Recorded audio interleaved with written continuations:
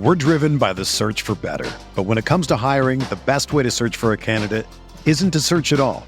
Don't search, match with Indeed. Indeed is your matching and hiring platform with over 350 million global monthly visitors, according to Indeed data, and a matching engine that helps you find quality candidates fast. Ditch the busy work. Use Indeed for scheduling, screening, and messaging so you can connect with candidates faster. Leveraging over 140 million qualifications and preferences every day, Indeed's matching engine is constantly learning from your preferences, so the more you use Indeed, the better it gets.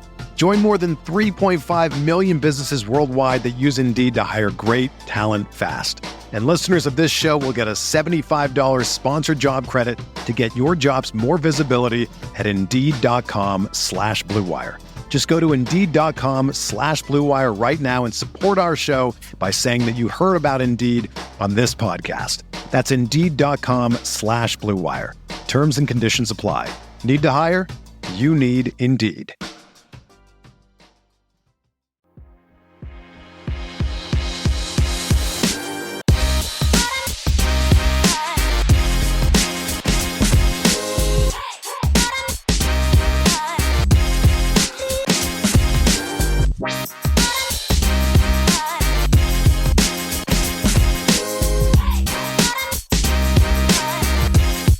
We are back. We are back, baby, with another episode of the Golden Bear Cast, presented by Blue Wire Hustle. What's up, Rob? How's it going? Yeah. You enjoyed that intro? That's energy. That is 100% energy right there. I don't know what you had for dinner, but clearly it is bringing the heat this evening on a cold Thursday evening in the Bay Area. I don't know where you live. It's beautiful outside. It's still cold, though. Like, relatively cold. Maybe for you. I live out here in the hot area. I was outside by a fire pit, hanging out. Did you feel the earthquake today? That's my question. No, never do. You did not. You feel all of them, which makes me think you sit in a bad location. Oh, to be fair, I did not feel this one. Oh, okay. I was sitting on my couch watching the Cal game, and then I was on my phone, and then I found out that there was an earthquake. At like 11 a.m.? Yeah, it was like 11:30 or something like that they said there was an earthquake. But anyways. If you haven't guessed by now, we're recording this on a Thursday. In which Cal basketball lost by a 29. whopping 29 points. Yep. Tell me how Colorado's team is this year. Oh, they're a tourney team. Like, they're actually the top 3 Pac-12 team. Like, guaranteed conference. They're probably vying for a conference championship this year. I watched them play USC earlier this season, and they looked pretty impressive. Yeah, they're a really good team. But it doesn't deny the fact that we looked terrible across the board. What is the word I'm looking for? 2 words. Rhymes with smash ruckets. I mean, my recap is up, which I wrote like 2 hours after the game was over. And I don't want to say it's scathing. I don't think it's that scathing, but it does ask a lot of questions about where we are. And I actually went back and watched Mark Fox's introductory press conference at Cal. And I quoted him from that, where he's like, we're going to be a defensive team. Like, that's our identity. We're not going to be an easy out. He said something along those lines. Yeah. But we're defensively the worst team in the conference. Defensive efficiency-wise, by advanced analytics by Ken Pom, has us as a worse defense than Viking Jones ever had in his 2-year tenure here. That speaks a lot. In some regards, it's a first. I'm just going to read the title of your article. Bears add another to the loss column via Colorado. Is there any defensive identity being built? Statistically, it's not evident. Yeah, I'd say you could have just left it with the question, but I love that you answered it. Yeah. Like, nope. So, yeah, not great, folks.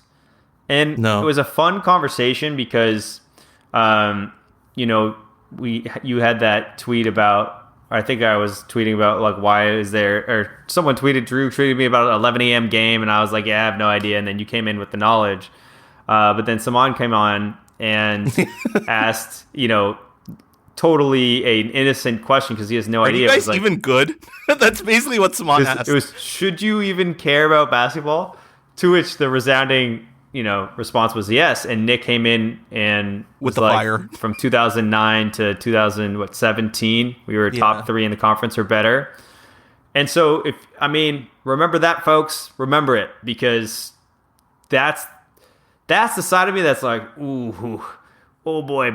I swear, I promise you, if this was not COVID times and they were seeing the impact in the stands like we talked about on the previous pods, this would be a dumpster fire. But it's not right now because they're not seeing that impact. So, yeah. And you're talking about this is like year 3 for a lot of these young guys, because like Viking Singh was like, yeah, this is the youngest team in college basketball. This is also the youngest team in college basketball. And then now those young guys are older. So Mark Fox was kind of, we weren't going to give you as much of a run, like a longer runway, because you had these younger players that were going to develop into, their college prime. And he had proven that he had been able to do that at Georgia, taking a little bit more of a senior team and making it to the NCAA tournament. Once. But what we're seeing now, that ain't happening. No. It looks really bad, I would say. All right, so here's what... If Andy's saying it's bad, man, it's gotten bad. Andy uses me as a very good gauge of what he should be thinking, but if he's also come to terms of this is bad, then it's gotten pretty bad. Yeah, it's gotten bad. If you even have me paying attention right now, that's something's woken me up, and it's like ding ding ding, something's not right. Oh, okay, that's not good. It must have passed 98% of fans already. Finally at Andy. Go ahead. We need to do some research and see what tech companies have sold, and if there's someone high up in those tech companies that went to Cal, and try to see if we can tap in for a $25 million investment in hiring a super legit coach. If you had no budget concerns, who would you hire? Okay, maybe not no budget. So I don't want you to say Coach K. That's obvious. Or Calipari. Yeah. I'm saying if reasonable you were get. Reasonable get. Let's say we had a competitive. We were able to give them a competitive salary and all that stuff. That's a tough question. My dream hire a couple years ago was Tom Crean, right? Who is now destroying it at Georgia, which is hilarious, because that's where Mark Fox was before he came to Cal, and he took that year off. So, it would have been Tom Crean. I think Shaka Smart at Texas. I would have liked him because there were some inklings last summer or 2 summers ago when Fox was being hired that Shaka was about to be fired that same summer. Yeah. Or that same around that same time, and I was like, if he gets fired, I think that's a damn good hire if you can somehow pull that off. But yeah, realistically, right now, I don't think we're not going to get that established coach because we don't have the money or the facility that we can compete with other Power 5 programs, even just across the P5. So you're going to have to go with an up and comer, and I say, why not hand the keys over to Dennis Gates?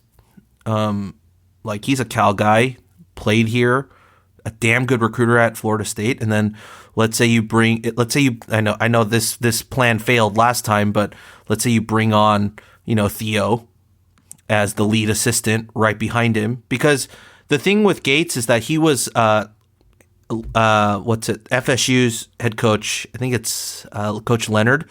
He was Coach Leonard's lead assistant for quite some time, so he knows how to deal assignments or what it's like to be a lead assistant. So I feel like that chemistry there would be there, and he would teach him the ropes. And then if Dennis moved on to bigger and better things, then we have Theo right there to take the reins. I don't think Theo's coming back.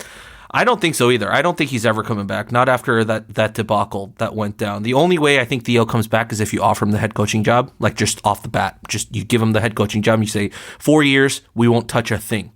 Like you get all the time in the world. Right? But that'd be crazy, I feel like. If Theo came back? He's not high enough in the Warriors. Oh, no, he's definitely not. No. I don't think this time it's coming around. But I think there could get to that point in his career if he keeps developing where they're... And that's probably the only point in time where I see Theo coming back. I don't see him coming back as an assistant. He has a great job right now. I just looked up Eric Musselman's record. Oh, God. What do you think it is? At Arkansas? Yeah. Right now? How many total games? 13. 13? I'd say what, like 8-5? 10-3. Okay. I mean... Probably should have gone with that higher. I know people said he's a dick. Yeah. And that's his reputation. Yeah. And obviously, like, he hired Yanni, and Yanni's just, terrible. We don't need to go in there. But just not a good person. Just from an on-court perspective, though, he would have brought relevance back to the university, and then he could have gone on to greener pastures. Yeah. I mean, they're only paying him $2 million, so yeah, nothing that we weren't paying to Kwanzaa. Like, that was right within the ballpark. I think, from what I heard, it was very he said, she said kind of hearsay when I remember that, but from what I heard, it sounded like he was just looked at Berkeley, was like, you guys are too dysfunctional in that department. And that was was it? That was pre-Knowlton. That was pre-Knowlton. Yeah, because that was the Viking hire, right? That's Mike Williams. So that's like Mike Williams' like final year here. Yeah. So it was he had already said that he was leaving, right, at that point, like Mike Williams. So like, and then in those final months, it's kind of like a president, sitting at the end of his. It's weird how the timing worked out, but like just at the end of his term, and it's just like you have like a month left, and you're not going to get anything passed. So what do? You just like sign off on amnesties and just doing like that type of stuff. Make a ton of problems for someone else to solve. Maybe, yeah. But it felt kind of like that, where it was just like you didn't really do your due diligence. It felt like a hire where it was like, I don't really need to do anything to the best of my ability, or like, but then the time was so long that he couldn't just leave it hanging. I remember us talking to Mike Williams actually the week that Konzo left for Missouri outside of Cal football, the stadium, for practice, and we were talking to him off the record, and I think at this point it's all moot, so it doesn't really matter. But he basically said that they asked Konzo, like, is there anything we could do to keep you to stay? Like, is it a pay raise, something like that? And he said no, he just wanted to go home. So there was nothing we could do. It was like our hands are tied. And he left. But with that, like, we got a hefty buyout, right? I don't know what we did with that buyout. Like, we got a buyout from Missouri. Like, what are we doing with it? Like, did we push that money back into the search firm that hired Mark Fox? like that. I don't know what we did with that money. Instead of like pushing it into getting a higher tier coach, we like went with one of his assistants that was like unproven and was never even a lead assistant ever. So, oh God, I don't know why we're even talking about this. It just makes me sad. Just gonna start off with some nice, depressing basketball talk. Yes, it just makes me all sad already. Excellent start. But let's move on. Some little bit of happier news. We'll do all these quick stuff, and then there's the meat of the conversation that I want to get into with you in the main part. So first few things, a lot of players deciding to stay or move over the last week or so. Marcel Dancy announced that he is returning for his final year. Like Hicks and Coin Dang and Cam Good and Josh Drayden. Woohoo! That is a group of kids that I did not expect to come back. At least not all of them. Surprises for you out of that list? Most, yeah. Most. Yeah, I think maybe Dancy coming back, not surprising. Hicks coming back, surprising. Coin, either way. Cam Good, surprising. Josh Drayden, either way. Mm-hmm. Yeah. But I'm here to talk about what Marcel Dancy tweeted. Which is? That he guaranteed that the Axe was coming back to Berkeley in 2021. Guaranteed it. Burr, burr, burr, burr. In like January. Yeah. They haven't even touched the football in like 2 months. And this dude's just straight up saying, yeah, it's coming back. I honestly think that's the coolest thing that a running back has said since Marshawn's been here. that's it right there. Takes the cake. That's just perfect. Oakland first, baby. Oakland first. That's just how it is. He has that like when he talks a little bit, that Marshawn swagger. Just a tad bit. He's not as outspoken as Marshawn ever was, but he does have those moments where he like says something like that. That's just like, oh yeah, he's like confident in himself. Yeah, there's like that Najee Harris clip too. Yeah, that was great. Yeah. Some sad news on the other end is that we have some some potential leavings. Nope. This is not sad news. This is the lamest shit ever. All right, continue. Andy's going in. All right, we got two. First one is Jeremiah Hawkins is transferring to Texas State. We already knew he was transferring, but we know his destination. He is now going back to be coached by Spav and Jacob Peeler. Peeler was his original recruiter here at Cal and will now be his offensive coordinator at Texas State. Good for him. Yeah. Graduated. I think that's a great way to end his career. Next one is Putasi. Putasi has graduated and is into the transfer portal. Didn't play much. I think he played a total of 4 games for us in his 3 years here. So wish him nothing but the best for his future endeavors and wherever he decides to play his final season of football. Last one is... You way to temper it down. You just tempered it down. You gave him... We built the hype, and then you're like, no. We're going to give you the slow burn. Yeah. All right, Rob, tell him the news. The last one, Makai Polk had first announced his intention, or he didn't announce his intention to transfer. It just showed up that he was in the transfer portal. And then he committed to Mississippi State, where former Washington State head coach Mike Leach is garbage. I'll let you go. You say what you need to say. First of all, Makai had become one of my favorite players on the team, especially because of that UCLA game in 2019. He was just super explosive. He's from El Cerrito, so he's like East local Bay, yep. Local kid, goes to Cal, great height, great hands, good speed, athletic, like everything you'd want a receiver. And then I buy his jersey. And this is how he repays me for that? Of all the places you were going to go, it's like, all right, I was already broken up about Makai leaving. And then you choose Mississippi State, the program that should have everyone kicked off of it for instigating the biggest fight in the history of college football. While their head coach was taking selfies in the stands with fans during a global pandemic. With his mask off. With his mask off, thank you. That's the program you went to? That was a punch in the face, and then just, let's say it was Makai just punched me on a boat, and then was like, ha, you thought I was done, just threw me overboard, and was like, see you later. That's how I feel about that. Andy was very, very upset about this. And I honestly, this move, right? The only way I can understand it is that he wanted more touches.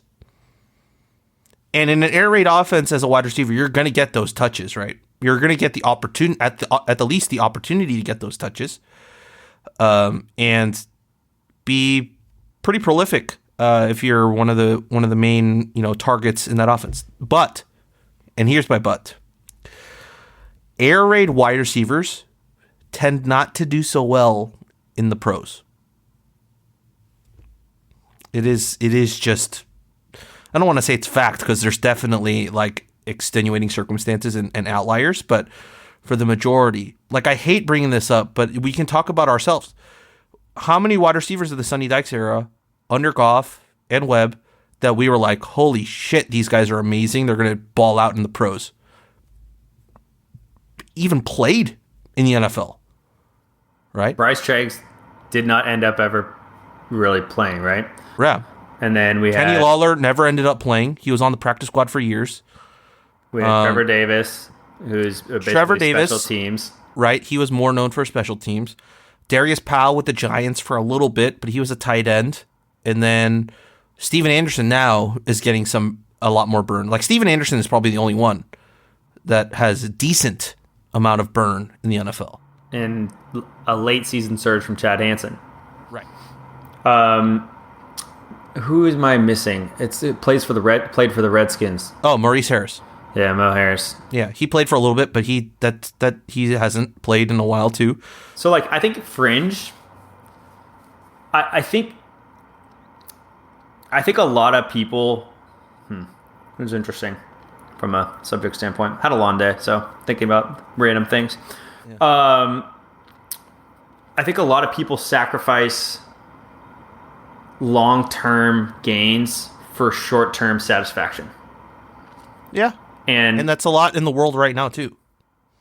And the grandiose move of that is sacrificing a University of California, Berkeley degree to get one from Mississippi State. And if you're looking at the relevant examples that Rob's giving, and you're saying 1 to 2 years in the league at best, okay, great. So you make what, league minimum those 2 years? How much is that? If you're in the league and not on practice squad, $500K? That's like, yeah, $600K. All right. I mean, think about it this way: how many of even since he's going to Mike Leach, how many Washington State wide receivers do you know is balling it up in the NFL? I can't name any off the top of my head. Exactly my point. My point. I can name Gardner Minshew, but he's about to be replaced. Yeah, he's gone. Yeah. So, like River Craycraft, that's like the only guy I can think of who's still in the league right now. That's good. That's a good name drop. Yeah, I think it's a dumb move. But who am I to say? I don't have the ability to play college football. I didn't ever have that choice. So I must recognize that, I'm just literally the dude at home that's having an opinion. So he's betting on himself, which I think that's from that standpoint, that's admirable. If you're betting on yourself, I think that's the most admirable thing you can do. As a fan of Cal and is he betting on himself? I think he is. You would have bet on yourself because we talked about this. Maybe he was leaving Cal because schematically he didn't like it, but also because there was a lot of talent coming in. Maybe he didn't see himself as part of the ones. He had the third most touches on the team. Right. I know. I mean, that's why I'm like, that's the only way I could explain this is that he wanted more touches. He wanted to be that number 1 or number 2 guy. But like, you were number 3 on a pro style offense. Like, I think that tape is worth more than being a part of an air raid where you're running 3 routes just from different positions. So let's zoom out. We'll let Mekhi live his life. But do you think that there's a trend here with wide receivers leaving this program that we should be concerned with? So yeah, I mean, Avi brought that up in our Right for California Slack, right? And that's, we talked about it for quite some time. I think the basic gist about it is, for me, no. I mean, none of Justin Wilcox's wide receivers that he himself recruited have left, like, because they were mad at the program. Like, we don't really know why Mekhi's leaving, right? This is all our own speculation of why he wants to leave. But Mekhi Polk is like the first real one to leave. The other ones we don't really have, right? Like Melquise left, but he was a Sonny Dykes guy. D-Rob left, he was a Sonny Dykes guy. Jeremiah Hawkins is leaving, but I mean he's grad transferring, and if he wants to play his final year elsewhere, like who are we to say? And plus he was going to get a little buried on the depth chart anyways, and he wanted to play one more year. I don't think like graduating and transferring counts. I think it's like the Conavai Noah. Yeah. Well, even Conavai, that was a grad transfer, wasn't it? If I'm not mistaken. I don't remember. I didn't think so, but maybe it was. Yeah, because some of these guys graduate in 3 years, right? They don't necessarily stay or do all 4. So I think it's. I don't think so. I don't think that there's an issue here. There might be an issue in that transition between Nick Edwards to Bro Toller, but I feel like Toller has built a good repertoire with all of these guys enough. So there's always going to be an outlier. I think Mackay's case was that outlier. Was Mackay a Burl Toller or a... He is Nick Edwards. Nick Edwards. That's interesting. Yeah. Well, all right, Mackay. I don't know what I'm going to do with my jersey. I guess I'll just have to wear my Deshaun Jackson. No, just wait until a new number 17 pops up. We'll definitely have a new number 17. Come on, Michael. Come on. J Mike wears the number 17. Yeah. It'd be so great. It could be. But one last player movement is Raymond Woody III, who's a safety from Florida State, is transferring into Cal. He'll be eligible to play for us this year, I believe, if the NCAA passes that 1 year transfer rule thing that they postponed the vote on. But I'm pretty sure that thing's going to be passed before the season starts. So he'll be eligible. Yeah, that is awesome. Yeah. I mean, we were in his final list. The only reason I think he went to FSU was because Dad was coaching there under Willie Taggart. So I think it was just he wanted to leave, and we were still in touch with him, and that's that. And now he's coming here. Yeah, his offer list was insanity. Yeah. So that's the type of guy you want. Yep.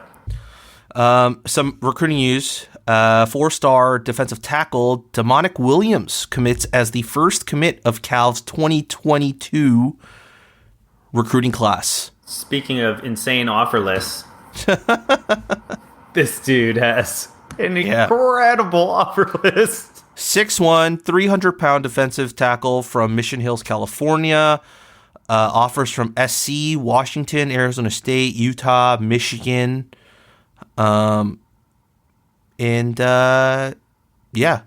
He's I believe, Andy, have you seen this kid's, some of his videos? I watched his tape.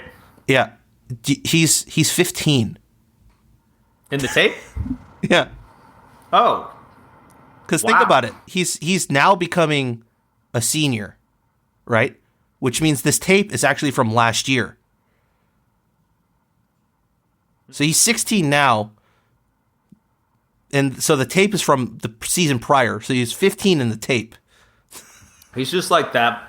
He's someone we need badly because he's just someone that can fill gaps and occupy one, maybe two O-linemen. And that's like the Niners, what we used to do back in the day.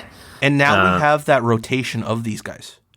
Right? Remember how we were always talking about we were missing that Chris Palmer type, like that 290-pound bowling ball that just has a gravity well in the middle of the line.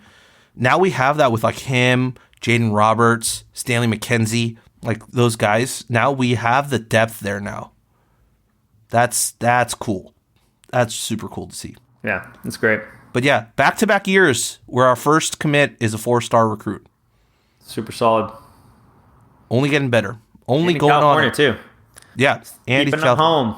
Yep. That's the big thing.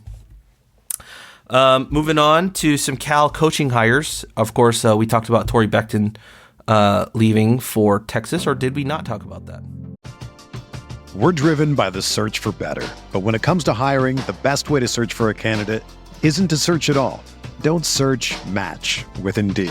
Indeed is your matching and hiring platform with over 350 million global monthly visitors, according to Indeed data, and a matching engine that helps you find quality candidates fast. Ditch the busy work. Use Indeed for scheduling, screening, and messaging so you can connect with candidates faster. Leveraging over 140 million qualifications and preferences every day, Indeed's matching engine is constantly learning from your preferences, so the more you use Indeed, the better it gets. Join more than 3.5 million businesses worldwide that use Indeed to hire great talent fast. And listeners of this show will get a $75 sponsored job credit to get your jobs more visibility at Indeed.com/Blue Wire. Just go to Indeed.com/Blue Wire right now and support our show by saying that you heard about Indeed on this podcast. That's Indeed.com/Blue Wire. Terms and conditions apply. Need to hire? You need Indeed. Hey Cal fans, I want to tell you about Blue Wire Hustle, a brand new program where you can host your very own podcast here at Blue Wire. That's right, if you listen to us every week and you're like, these guys are lame and I want to do it myself, this is the perfect opportunity for you. Hustle was created to give everyone the opportunity to take your podcast to the next level. Or if you want to host a podcast and just don't know where to start, Hustle is the perfect place for you. As part of the program, you'll receive cover art, Q&As with Blue Wire's top podcasters like Rob, access to our community Discord, and an e-learning course full of tips and tricks. And on top of that, we'll help you get your show pushed out to Apple, Spotify, Google, Stitcher, and all other listening platforms. And the best part is you can get all of this for only $15 a month, the same rate as any other hosting site would charge you just for the initial setup. So whether you're starting from scratch or have an existing show that you want to grow, Hustle is an open door to leveling up your sports experience. Acceptance into the program is limited, so get your application in today. To apply, go to bwhustle.com/join. Check out the description box for this episode to find out more, but that's bwhustle.com/join. Actually, some fan asked us about it, so we'll talk about it later. But Tori Beckton, our strength and conditioning coach, is headed to Texas to join Sark's team there. So Cal was on the hunt, and Cal hired Arkansas State's strength and conditioning coach. And he is not actually Arkansas State's strength and conditioning coach because he was only there for 2 weeks, 2 or 3 weeks, because he was hired there with Butch Jones, who was their new head coach on their staff. And then Cal brought him back out to the West Coast. He was a part of Arizona's team under Sumlin for the last 3 years. And that's probably where the connection is because Marcel Yates was the defensive backs coach when he was on the strength and conditioning staff there at Arizona. He's had assistant coaching positions at the NFL level with the Niners, Power 5 schools like LSU, and he's from California. He did his undergrad, I think, in Irvine. So he has that West Coast connection there. And now it looks like he's going to be our new strength and conditioning coach. I think it's a great hire. I think it's a solid hire. I think what you heard after you said Arkansas State was probably silence. Yeah. I don't think you heard anyone out there clapping. Yeah. But then when you actually look at his background's awesome. Yeah. NFL and Power 5 level of winning teams. That's huge. Huge. He was on that staff when Leonard Fournette was at LSU. That alone should just be like, okay. Okay, that is a man. All right. That is all the news, Andy. Is there any other news that I'm missing? Yep. What am I missing? You're gonna break the news, right? We're not gonna break the news, but we had someone message us. Our dear friend Sean McNally messaged us, and he basically messaged. This was last night on Wednesday, and he was like, "Hey, you might want to take a look at this." And what it was, all right, Andy, do me a favor, open up Google Chrome for me, would you? Or any type of browser. Google's probably best because I've been doing this on Google. Yeah. So open up Google for me real quick and type in, and this is going to be a fun one. Type in Cal Adidas gear. Adidas gear. Hit enter. All right. The first three things you're going to see are ads, right? Yeah. But the link right below it, shop.calbears.com /calbears /Adidas sideline gear. But if you click it, it leads straight to Under Armour, like polos and stuff. But if you look at your browser and the link itself, it says Adidas sideline gear. All right, now let me do some investigation. Let me look up what I'm going to put in Adidas sideline gear. Oh, and guess what pops up? What? UNC Wilmington. I mean that they're Adidas sponsored. Washington Huskies, Nebraska Cornhuskers. They're sponsored. All right. This is good sleuthing right here. This is very good sleuthing from our dear friend Sean. Ooh, A&M. Right. Oh yeah, all and the here's sideline gear. And here's my thing. All right, here's why I think this actually might have merit, and it might not. This is totally speculation here, right? First of all, of course it has merit. What? How do you think that didn't just magically happen? I don't know. But okay, here's my thing. Also, why when I put in Cal Adidas gear are Fanatics, ShopCalBears.com, and ShopPack12.com and Adidas all bidding on my search term? Well, because you wrote Adidas. I know, but like, isn't shop.calbears.com a Fanatics store? It's run by Fanatics. Yep. Fanatics is separately bidding, so they're bidding against themselves. In fact, I'm going to click on it just so that they have to pay for their silliness. All right, continue. I interrupted you. No, here's my thing. So, you and I are both video game guys, but I am definitely a lot more invested into the video game leaks and like stuff coming outside of things. And the thing with video games when they release is that a lot of these, how leaks happen, is that a lot of times retailers are making placeholder websites for like games or products that they need to put up for either pre-order or for sale after the announcement goes up, right? Because they want to be the first ones to do so. That being said, that's how a lot of these leaks happen, and they're not live links. They're not posted anywhere. You just have to do some like Google cache and internet sleuthing to get those specific links, and you can pull them up on those websites via like Best Buy or Walmart or Target, right? So that's that's my thought process. That being said, when you actually search this and you find this specific link, someone had to have created that, right? It's not just a title that's like a fake pulling you over. Like you and I have both worked on SB Nation and all that. Like when we write an article and we put it up, these hyperlinks like we create. Like it takes the first few words of our title, or we can go in there and manually switch out, keywords that we want to be searched, correct? For instance, as a test, I just ran Cal Nike gear, and it links to eBay and 247 Sports and this site called teamstores.com. Yeah, which that doesn't seem like a real site. Puma gear, nothing. Yeah. Reebok? You got any Reebok? Let me try Under Armour. Under Armour goes to the Fanatic store, of course. Yeah. Just checking. Yeah. All right, let's try Reebok. CrossFit gear. Yeah. No. So the only one that has any search relevance, and that's actually in the link, right? It's like if you look at the link itself, it's shop.calbears.com, which is the official Cal Bears website, /Cal/Bears /Adidas/ sideline -gear. And it leads to all of the polos and the sideline gear for Under Armour, but Cal stuff. Love it.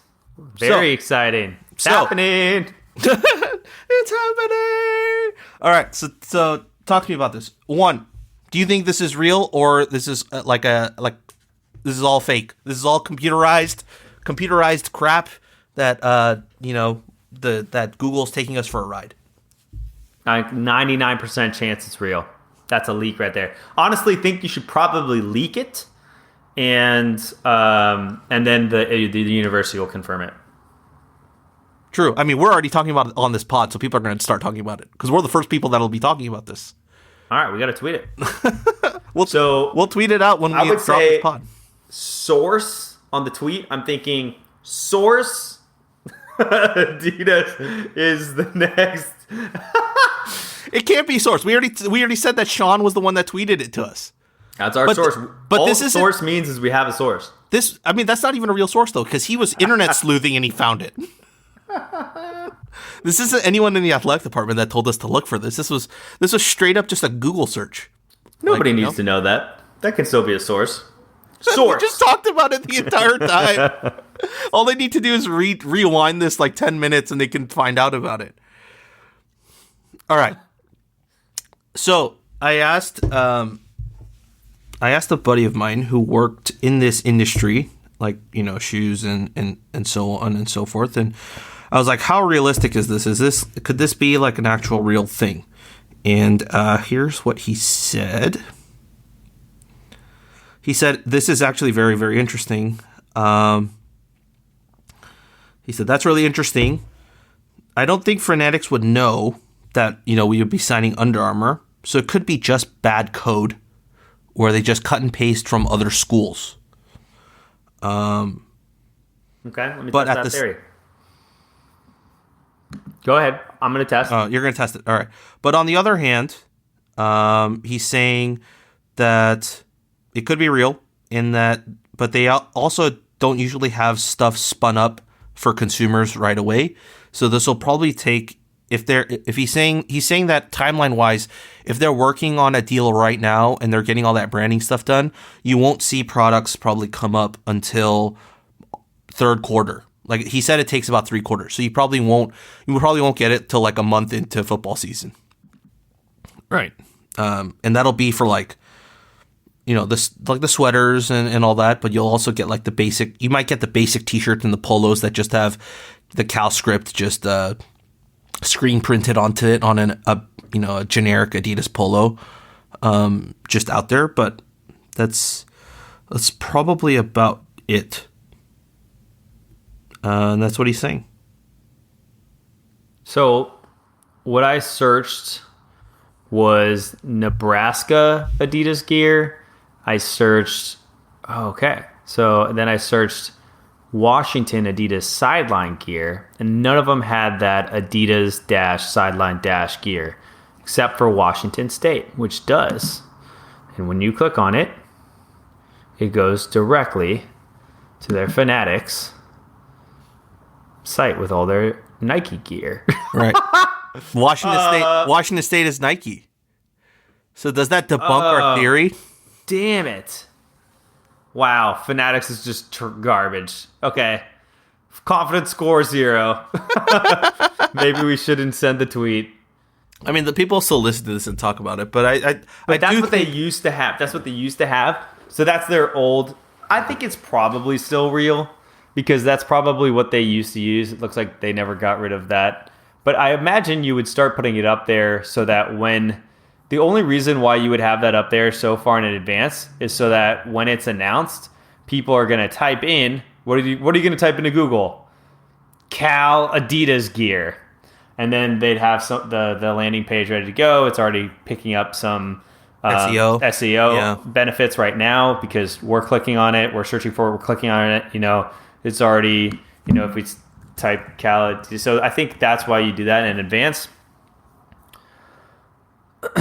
But now, see, I clicked on it. Now it's the number one thing for me. Now it's it's right there. Adidas sideline gear.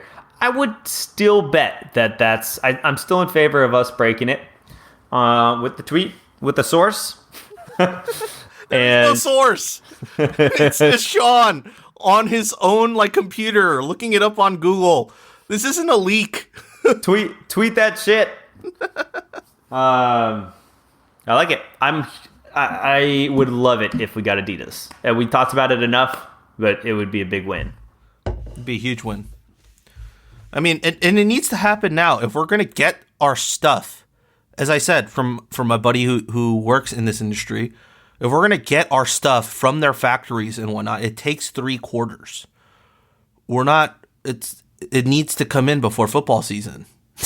Like, it's January, mid-January. Like, this contract and everything needs to start so that they can start, like, creative branding and, making stuff and creating new things for it. That's just what needs to happen.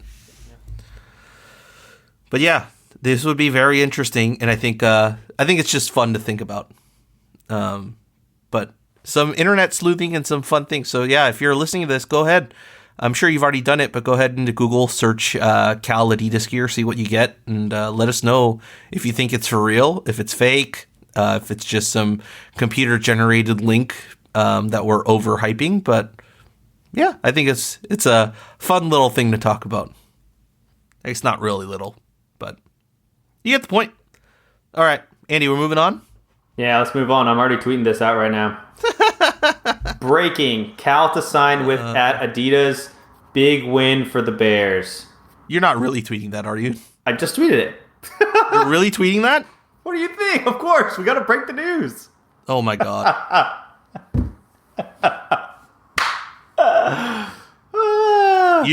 I'm genuinely worried for you. Why? Because that's literally false news. Fine. That's literally fake news. Fine. I'm genuinely worried for you to get in trouble with the athletics department. Okay. All right. Let me rephrase it. But it's already on Twitter. That's the point. If I just said, okay, I have an idea. All right. Okay. But let's continue. Let's get some fan questions. Let's get some fan questions. As Andy figures out what he actually wants to type and tweet without getting in trouble, potentially getting in trouble.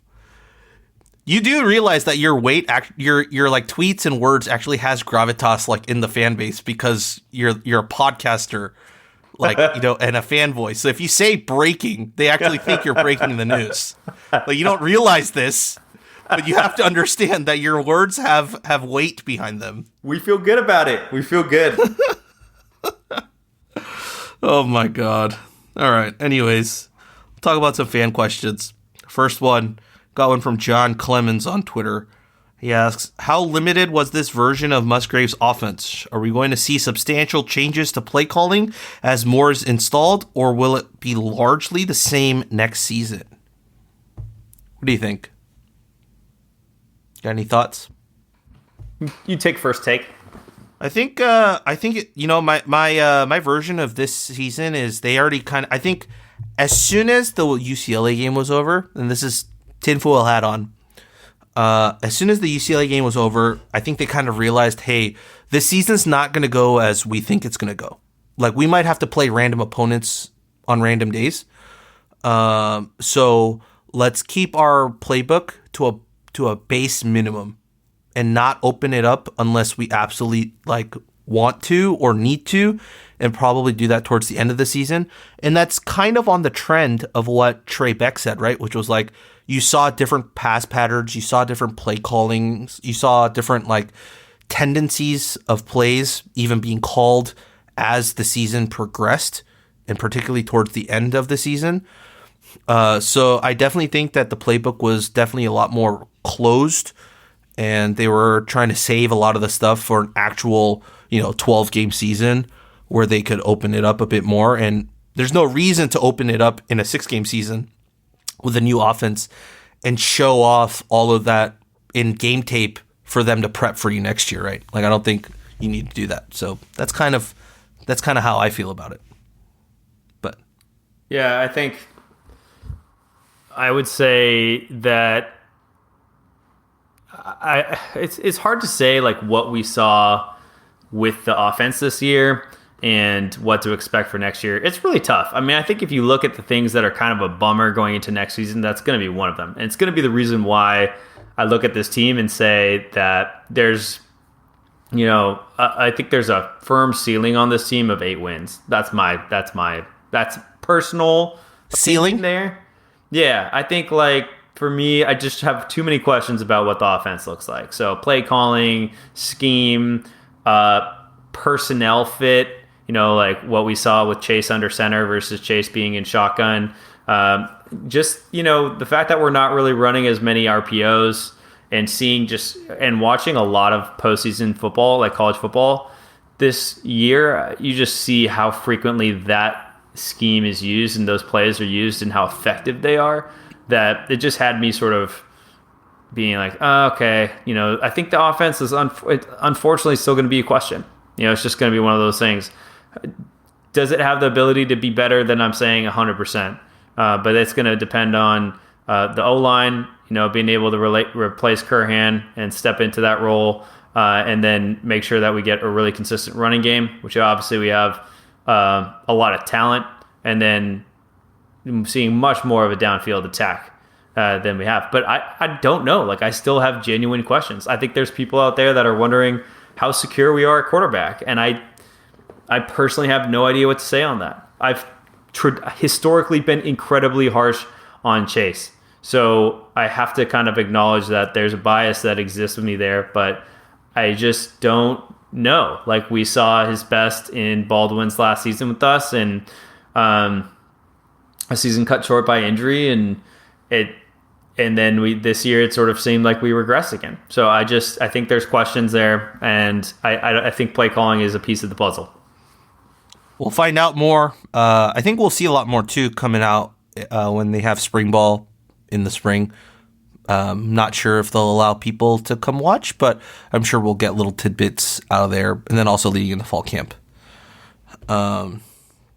Next is from Scott Morita. He asks, "I'd like to get your thoughts on the impact of the departure of Torrey Becton and Marshall Charrington on player development and recruiting. These guys were both great at what they did for Cal football. Also, any thoughts on who steps in as replacements?" What do you think? I mean, we kind of talked about Torrey Becton's thing, right? Is that he's gone. We kind of already know his replacement. I think we already talked about how we really like him, and that he's going to do.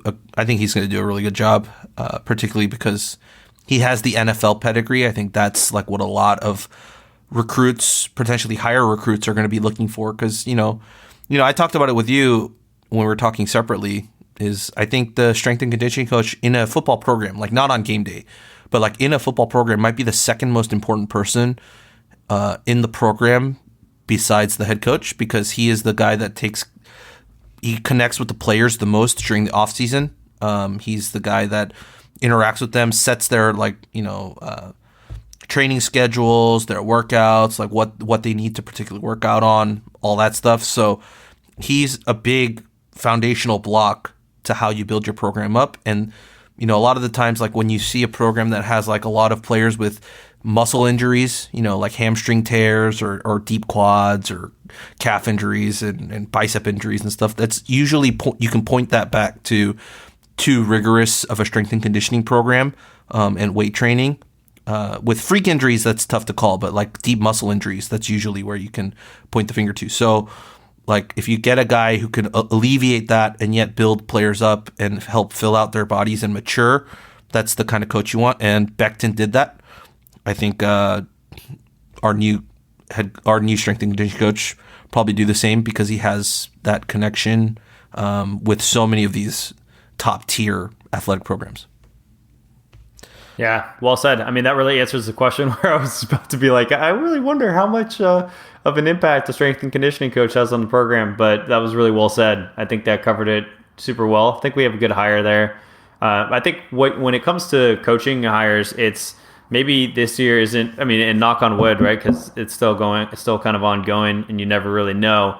But I think we should be excited about the coaches that didn't get hired away that we sort of maybe thought would. Obviously, the Oregon defensive coordinator position is still not filled. I don't believe. I don't think it's filled yet. So I think that's still a concern there. If Tim DeRuyter is as it's been reported has interviewed for that. I mean, to be fair, I mean for Mario Cristobal, he doesn't really need to hire that immediately. It's not a position. It's he can take his time with that, right? Yeah. Yeah, so I think that to me will be something to watch out for, is just like that position.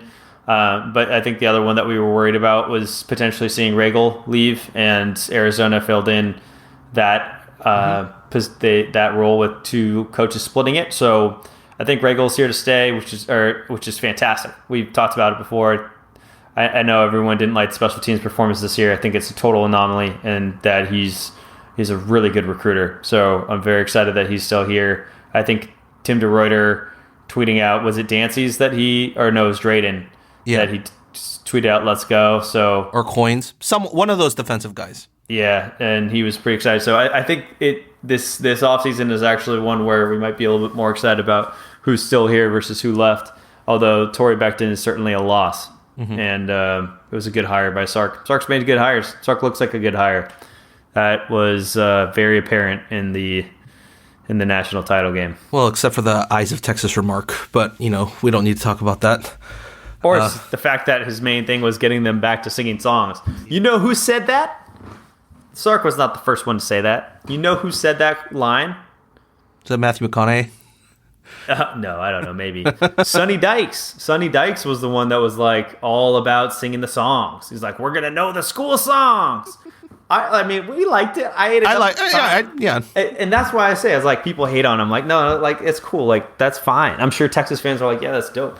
But he used to clown on Sonny. Yeah. Wasn't this the Sark when Sonny was there? He was like, who would want to go to Cal? Yep. Yeah. I remember you, Sark. Yeah. Don't try to camouflage from us. We remember that. That was noted in the historicals of life and will never be forgotten. Well, the second part of that question, as we move on, is about Director of Recruiting Marshall Charrington, who is going back to SC. I believe he did his undergrad at SC, so he's going home. I think that's, if that might have been his dream job. Who knows? But he's going home, and who can blame him for that? And we move on to see who we can get. But it's definitely clear that he's left just a very, very big influence of how we recruit guys, or how we interact with recruits, how we talk to them, what we send to them, how we do our graphics, like, even the videos that we put out with like Nick Mitchell and that video team crew and the graphics. Like you saw with the recruiting class this year, all of the, logos that they created for each player, and the hand-drawn images, and then even the videos of like, you hear, I think it's Todd McKim that you hear doing, like, you're going to see, talking about the specific players, and all the videos you saw all year long. It just kind of builds that hype and just taps into like, what do kids like these days? Like what can you do to get them more into like watching our stuff and be like, oh, that was awesome. Like I want to watch more of that, or, and get into seep into their minds of that Cal branding even more without just the football side. And I know Justin Wilcox's focuses on the football side, but you need guys there that can, on the recruiting side, that does the opposite, right? So you get that vast spectrum, and you can hit them from different angles. And I think Marshall did that for us and changed the game for us a little bit and modernized, Cal recruiting to that degree. So hopefully we keep that going. In terms of replacements, like I don't know like how to track that. Like who are good, recruiting directors. Like I have no idea. That being said, I do know, and I think I'm allowed to say this, is that people have been interviewing, and they have been interviewing people. Of course, that's expected too, right? Of course, you think that they'd be interviewing people, but I have heard that and know of some people that have interviewed. So we'll see where that announcement goes, or when it comes. But yeah, that was what you weren't sure you knew it. Of course, you could say that. Yeah, I'm just not sure. Sometimes I'm just not sure when people text me stuff. I'm like, am I allowed to say that? Like, what a part of that am I allowed to talk about, and what part of that am I not allowed to talk about? People, I'm not sure if I'm allowed to say this on the podcast today, but people might be eating dinner. In this You're right. Now that I think about it, yeah, okay. I'm just a bit cautious when it comes to this type of stuff. I'd rather be safe than sorry. Versus me, who's breaking the news. God. Anyways, yang. We move. That's why we're co-hosts on this podcast. We move. We have two more questions. One from Gerardo. I think we're around the same age. So, who is your favorite player on offense and defense from the last three eras? Tedford, Dykes, Wilcox. His were Aaron Rodgers, Kenny Lawler, Patrick Laird, Zach Follett, Jordan Kanasic, Ashton Davis. I know Jeff MacArthur is in my top three. Okay, so that clears your Tedford era offensive player. Oh, I only get one from each? One from each. One offensive, one defensive from each era. Oh, wow. All right, well, that's a tough one. Toss up between Jeff MacArthur, J.J. Arrington, and There's so many. There's so many. J.J. Arrington was my password to my first Mac. Not my password to any more, but it was. So, okay. Fine. Jeff MacArthur, because he really started it all. Okay. And then defense? I probably would go, well, or you want to go from the same era? You want to go, let's just do the same era one at a time. So you say your Tedford guys first, and I'll say my Tedford guys. Okay, my defensive choice is the... If you had asked me pre-Tedford, I would have said Delton O'Neal. Yeah. He was awesome. Yeah. But for my Tedford choice, it's Cam Jordan. Okay. And I had class. Oh yeah, sorry. No, go ahead. You had class? You had class with Cam Jordan? I had class with Cam, and it's so interesting because we would, and at the time it was like the guy who ran like the athletic, it's like the athletic, not the department, but the student center. Yeah. And I think his name is Derek, and I believe he's still at the university, and he had put together this course, and it was a bunch of athletes. It was like Javid was in the class, Cam Jordan was in the class, a bunch of soccer players, probably, all the legends that you can think of are like all in this class, and me. And we're watching tape of NFL players just demolishing each other. And Derek, hopefully that's his name, asked Cam Jordan, he's like, what do you think and feel when you see these type of hits? Is that because it was back in the day of when they were like celebrating these massive collisions. Yeah. And even reminded me, I think, in the national title game when like Kirk Herbstreit was talking about how these were the hits that they used to celebrate, that you used to see on SportsCenter. Yeah. And so I actually got to hear like Cam Jordan's perspective on that, and it was always very interesting, and just to see him as a freshman and then work with the team with him as a junior, and just see how hard he practiced and how also how hard. I mean, he was someone that in the game he would just go to this next level and just completely take things to this next level. And anyways, he's awesome. Those are my two choices. I think mine would probably be, because my Tedford era starts in 2007, like as a freshman at Cal. It doesn't go anywhere prior to that. So I'd say offensive player, probably going to go with Deshaun Jackson. Our freshman year at Cal, it was just electric seeing Deshaun. And then defensively, I have to go in that same era. I have to go with Sidquan. Watching Sidquan play was probably one of the reasons, as I got older, had more respect for the safety and cornerback positions and what they do, and just how important those guys are on your team. And Sidquan was freaking amazing. He is amazing. And I always felt like I held Sidquan into really high esteem.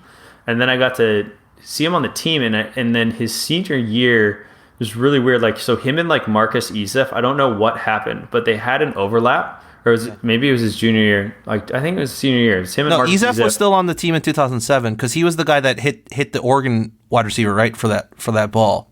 Yeah, Ezef was still on the team. So when I was with the team was 2009.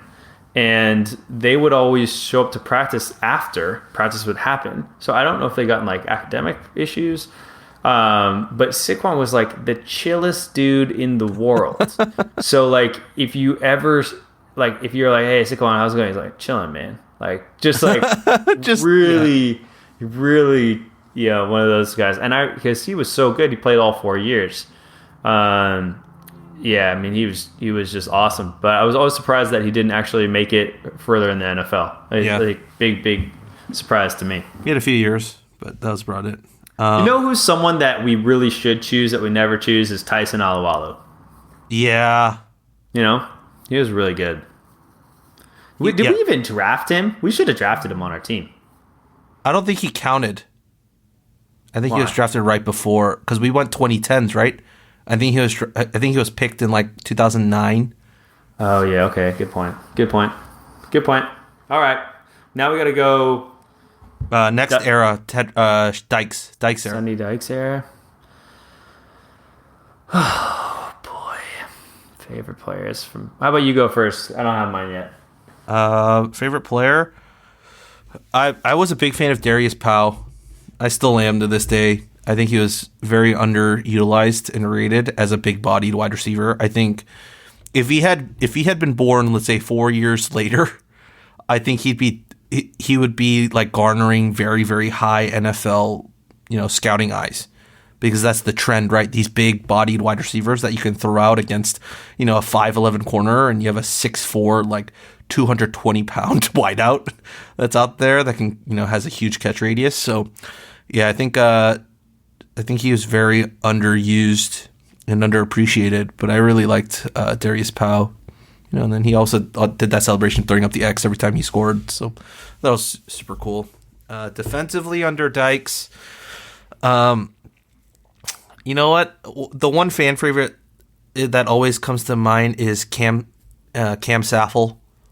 I don't know what it is, but under Dykes, Cam Saffel, it just, that name always just comes to mind first. And he always had a few sacks, like before he had to medically retire. Like he had a few sacks that, like, every time he like sacked someone, it was just like, oh, here comes Cam Saffel. Like he's like, this is the game. And he never quite got there, and it's due to injuries and stuff. But I mean, he was pretty electric as a pass rusher, and I think if he had stayed healthy or was even in this Wilcox system, he'd be damn amazing. That's a good pick. I have a hard time not choosing Jared Goff. I've been trying. I'm like, damn, I really love Kenny Lawler. Yeah, and I mean, Goff's the easy way out too, right? I love Trevor Davis, but it's like, how could I not choose Jared Goff for Sonny Dykes? He was the Sonny Dykes era Cal. Like, of the good side of it, it was Jared Goff. Maybe sprinkle in some Davis Webb fun, but Jared just had this like cool, calm, collected attitude. He still has it. And Davis was, a little bit more of the dude from Texas, kind of a little bit more showy. But yeah, I do Jared on offense. Defensively, I am gonna say, I don't know if I'm allowed to. Well, because I can't say Kanasic. You can't. But Rambo was my favorite. Oh man, who else was there defensively? I think. Well, I'll give out some names. I think my other two picks, my other one pick might have been Devontae Downs. Yeah, I was gonna say Downs, and then because he started off his career, with that called back interception touchdown run against, I think it was against Washington, his freshman year, and I was like, oh my god, look at that athleticism at linebacker. Yeah, I would also say like shout out to like Demarie, like Devontae Wilson. I love Devontae Wilson. Yeah, Devontae Wilson. But wait, he was more Wilcox though, right? No. Devontae Wilson never got to play under Wilcox. Oh, I'm thinking of Funchess. You're thinking Funchess. Yeah. Funchess is your dude. Yeah. Yeah, okay. Yeah, I think it's a tough era for defensive players. I think Marlon? Didn't you really like Marlon? I thought you liked Marlon. Yeah, Marlon, because Marlon talked hella shit. Yeah. He's tons. Oh, man. There's a lot of guys that we just brought up, and they are not in the NFL. Yeah. Nope. That was not a good era. All right, and then so we go Wilcox now? Wilcox era. Offense and defense. I think I can go with mine. You want me to go with mine first? Yeah. All right. Defensively, easy pick, Evan Weaver. Easy pick. I knew you were going with that. Easy pick. I mean, you and I have talked to him so much. He's just such a fun guy to talk to. He's a personality. He's exactly what this football team needed from a like an outward projecting standpoint at that time, right? You needed that type of guy, and it was perfect. So he like filled in that job perfectly and was outstanding on the field. I still talk to some of the Washington writers, and they're like, thank God. Like they said they still have nightmares and have to check if number 89 is on the field because they're scared of Evan Weaver. Yeah, it was unbelievable. Unbelievable. Offense under Justin Wilcox over the last few years. Oh man, that's hard. That's so annoying. That's so depressing. It's so just as so hard to think of offensive players for the Wilcox era as it is defensive players for the Dykes era. Oh shoot! All right, well, I'm going defensive JK, Jordan Kanasic. Couldn't choose him when I wanted to before, so he does cross over. And oh, God, JK's going to be pissed that I didn't pick him. Yeah, he is. Yeah, dude. You're supposed to be his number one fan. I am, and he remembered my name, which was like the craziest moment for me, like where I was like, you know my name? Yeah, I mean. Damn it, I screwed the pooch on that one. That was. Betrayed him. Oh, my goodness. I am going to get it. All right, anyways. Offensively, who do we got? Oi. The cop-out answer for me is going to be Patrick Laird. That's a good one. But I mean, it's just he had a great year, right? Absolutely like stellar. And he's still in the NFL. He's one of our lone running backs over the last few years that's still in the NFL. So I mean, he was absolutely stellar. Ian Bunting? Like, who is there? There's really no one. Mo Waits. Like, the Cheez-It Bowl? So you're like, okay, who are the offensive stars of the Cheez-It Bowl? Nobody. Great. Chase Forrest? No, it has to be Garbers, man. Garbers got us the big game win. That big game win will always be worth it. So here's my question, right? Garbers' final run, right, at the big game, or Vic Warren's trash talking that won us the SC game. Are you serious? Yeah, because you know the answer to that. For you, I think it's the big game, but I would have to hesitate and think about this because that was how long of a streak that was, right? That they broke. But you also know, like, I don't love Vic Warden, and so I just think. But yes, I mean, the SC streak win, I think if you talk about the win, I don't know, maybe Nam and Avi feel like that one was maybe more meaningful, but I think Nam's the only person that thinks that the SC win is more valuable than a big game win. The big game win with the way it happened, like friends, family on the field, Christmas card was us on the field, like just the run to the end zone, the point to the stands, just bananas. And to me, it's that. Right. So Garbers is my choice. Okay. All right. There you have there you have all your picks. That's a good question. Yeah. Took a while. We got the last question from Sid. Do you remember Sid? She's the Oregon student who's a Cal fan. Like she was like from the Bay Area. Yeah, she asked us our final question of the day. Are you happy with the players who have decided to stay and play out their senior year? Do you have any predictions for them going into the 2021 season? That's actually a really good question to end on. I think it's great because it fills in where I left off with my, of course, with my predictions. Yes. Let's answer the first part. Should we answer the first part? Let's answer the first part. Are you happy with the players who have decided to stay and play out their senior year?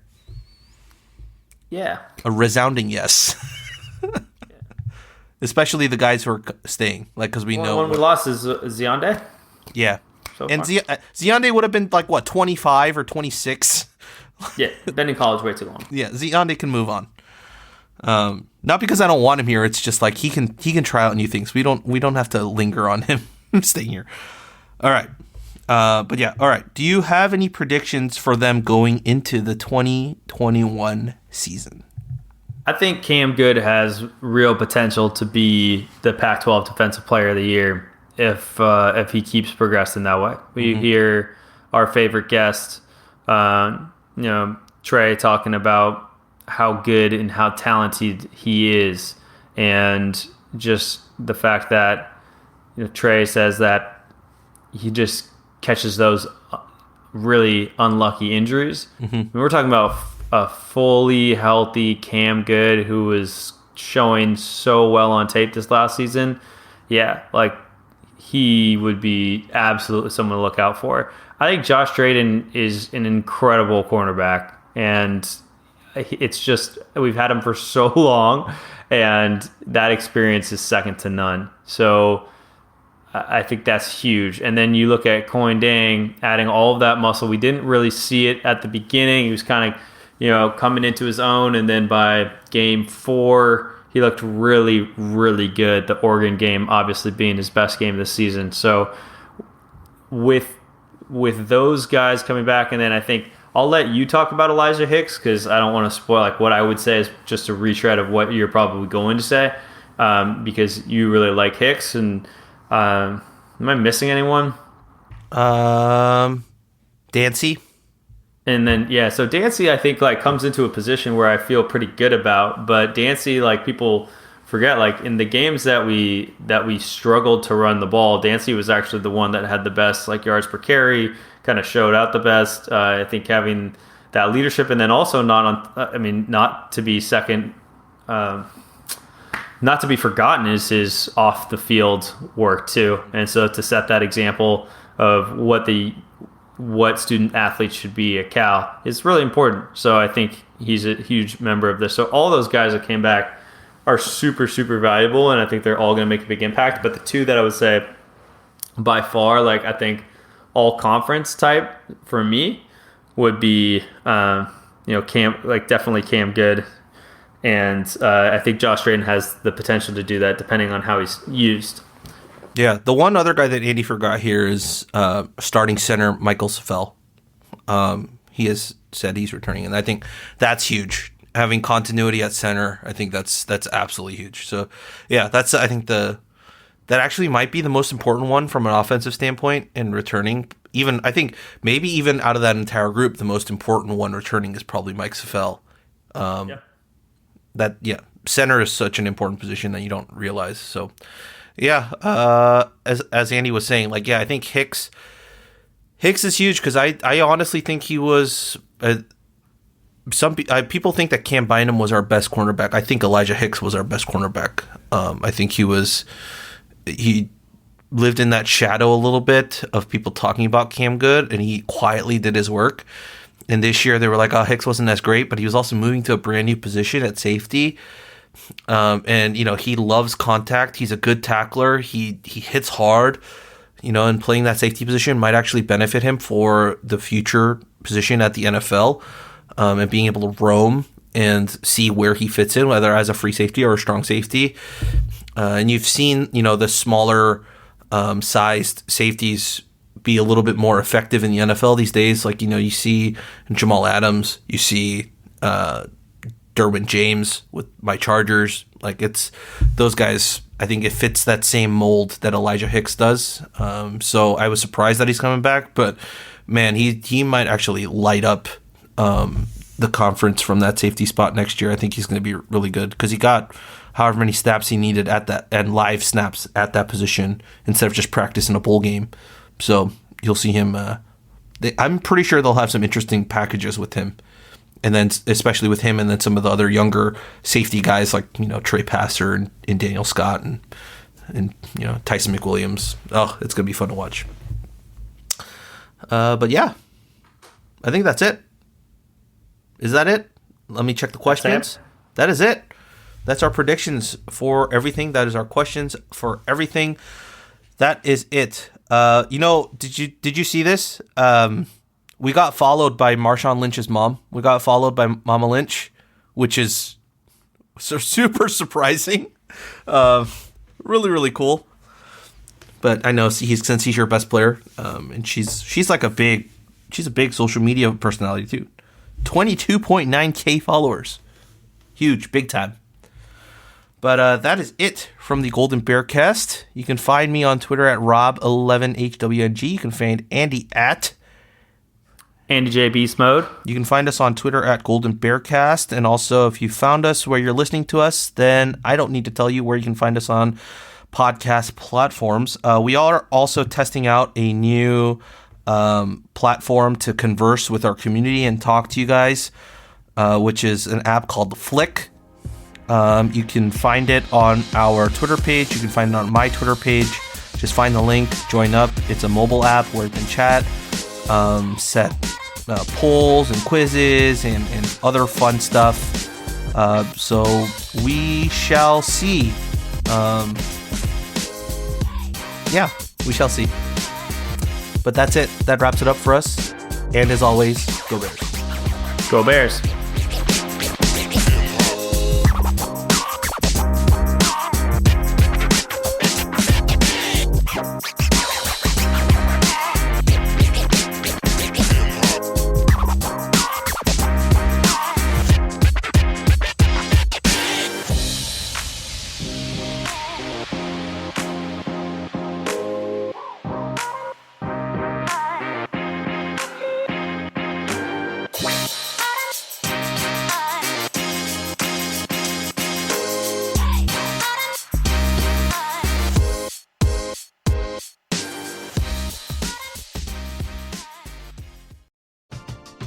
We're driven by the search for better. But when it comes to hiring, the best way to search for a candidate isn't to search at all.